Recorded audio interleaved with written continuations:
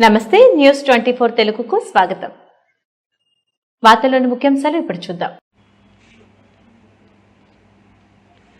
Phone tapping కేసులో మాజీ మంత్రి సిద్దిపేట ఎమ్మెల్యే హరీష్ రావుకు సిట్ నోటీసులు జారీ చేయడం పట్ల సిద్దిపేట జిల్లా హుస్నాబాద్లో బీఆర్ఎస్ నాయకులు నిరసన తెలియజేశారు. స్థానిక అంబేద్కర్ చౌరస్తా వద్ద రాష్ట్ర ప్రభుత్వానికి వ్యతిరేకంగా నినాదాలు చేశారు. అంబేద్కర్ విగ్రహానికి వినతిపత్రం సమర్పించారు. అనంతరం మాట్లాడుతూ రాష్ట్ర ప్రభుత్వం ఎన్నికల్లో ఇచ్చిన హామీలు అమలు చేయకుండా తమ నాయకులపై కక్ష సాధింపు చర్యలు పాల్పడుతుందన్నారు.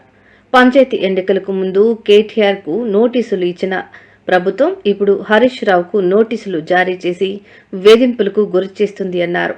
నోటీసుల పేరుతో వేధింపులు ఆపాలని, ప్రభుత్వం తమ తీరును మానుకొని ఎన్నికల్లో ఇచ్చిన హామీలు అమలు చేయాలని డిమాండ్ చేశారు. హరీష్ రావు గారికి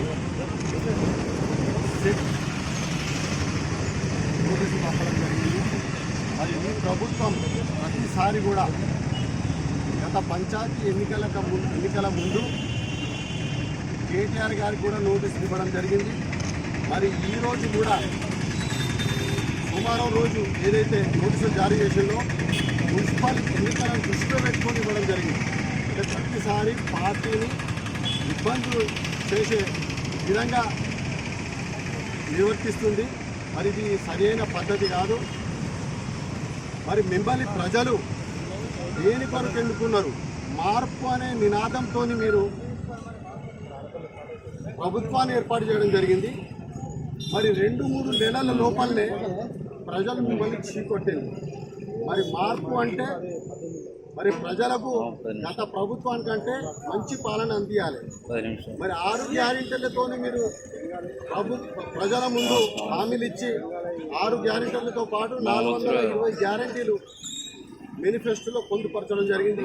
కేవలం ఒకే ఒక గ్యారెంటీ అమలు జరిగింది. ఆ ఒక్క గ్యారెంటీ కూడా బస్సుల సంఖ్య పెంచడం లేదు, ప్రయాణికులకు ఇబ్బంది జరుగుతుంది. మరి మీరు ఏం సాధించాలని మీరు ఈరోజు ప్రతిపక్షాల మీద సాధింపు చర్యలు చేపడుతుంది? ఏదన్నా కంపు ధైర్యం ఉండేది ఉంటే సాక్ష్యాధారాలతో వారిని ముందు పెట్టవలసిన అవసరం ఉంది. మరి 2 సంవత్సరాలు పూర్తయింది. మరి కక్ష సాధింపు చర్యలు ఎన్నికల ముందే మీకు గుర్తొస్తుందని మేము ప్రశ్నిస్తున్నాం. ఇలాంటి మీరు మానుకొని ఇప్పటికైనా బుద్ధి తెచ్చుకొని పాలన వైపు మీరు దృష్టి సారిస్తే బాగుంటుంది. మరి మీరు 420 గ్యారంటీలు ఏవైతున్నాయో మరి ప్రజలకు వాళ్ళ కొన్నన్నా అమలు చేయాలని మేము మిమ్మల్ని ప్రశ్నిస్తున్నాము, డిమాండ్ చేస్తున్నాము. అంతేకాదు మరి మీరు ఏ మార్పు కొరకు వచ్చిందో మరి ఆ మార్పు కాదు, ప్రజలకు చాలా ఇబ్బంది పెడుతుండ్రు, అన్ని రకాలు కూడా ఇబ్బంది పెడుతుంది. ఆర్థిక వ్యవస్థను నాశనం చేస్తుండ్రు. మన తెలంగాణ రాష్ట్రము నంబర్ 1 పొజిషన్లో ఉన్నటువంటి ఆర్థిక వ్యవస్థ ఇవాళ 16% దిగదార్చండి. ఇప్పటికైనా మీరు బుద్ధి తెచ్చుకోండి. ఇప్పటికైనా పాలన వ్యవస్థను మార్చండి. ఇప్పటికైనా మీరు కమిషన్ల దందా మర్చిపోయి మరి ప్రజల దృష్టి మంచి పాలన అందేయాలని కోరుకుంటూ అవకాశం. టీఆర్ఎస్ పార్టీపై ఈ కాంగ్రెస్ ప్రభుత్వం కక్షసాధింపు చర్యలతో ఈ 2 సంవత్సరాల్లో చేసిన పనే ఆ కక్షసాధింపు చర్యలు మానుకోవాలని చెప్పేసి డిమాండ్ చేస్తూ హుస్నాబాద్ బీఆర్ఎస్ పార్టీ ఆధ్వర్యంలో ఇవాళ నిరసన కార్యక్రమం చేపట్టి డాక్టర్ బిఆర్ అంబేద్కర్ గారికి విగ్రహానికి వినతిపత్రం ఇవ్వడం జరిగింది. కేవలం ఈ ప్రభుత్వం కేసీఆర్పై, హరీష్ రావుపై, కేటీఆర్పై కక్ష సాధింపు ధోరణిలో దిగుతూ పరిపాలన కొనసాగిస్తుంది. ఈ ప్రజల కోసం ప్రశ్నిస్తే తప్పనడుతున్న ప్రభుత్వాన్ని మీరు గతంలో ప్రతిపక్షం ఉన్నప్పుడు మాట్లాడాలని అడుగుతున్నాం.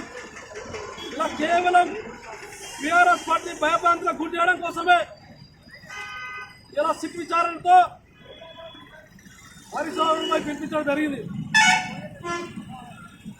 ఈ రోజున హరీష్ రావు గారు అన్నది ఏంటి? ప్రజల కోసం మాట్లాడడం జరుగుతుంది, ప్రజల కోసం పనిచేస్తున్నాడు. ఇవాళ వారిని గొంతు నొక్కేందుకే ఈ ప్రభుత్వం ఇలా ఇట్లాంటి చర్యలు దిగుతుంది. అదేవిధంగా మేము భావిస్తున్నాం, మున్సిపల్ ఎన్నికలలో గెలిచే సత్తా లేకనే ఈ కాంగ్రెస్ ప్రభుత్వం టీఆర్ఎస్ పార్టీ గొంతు నొక్కుతుందని చెప్పేసి పూర్తిగా స్పష్టంగా కనబడుతుంది. తెలంగాణ ప్రజలు కూడా ఆలోచిస్తున్నారు. ఈ ప్రభుత్వ వైఖరిపై, ఈ ప్రజా వ్యతిరేక విధానాలపై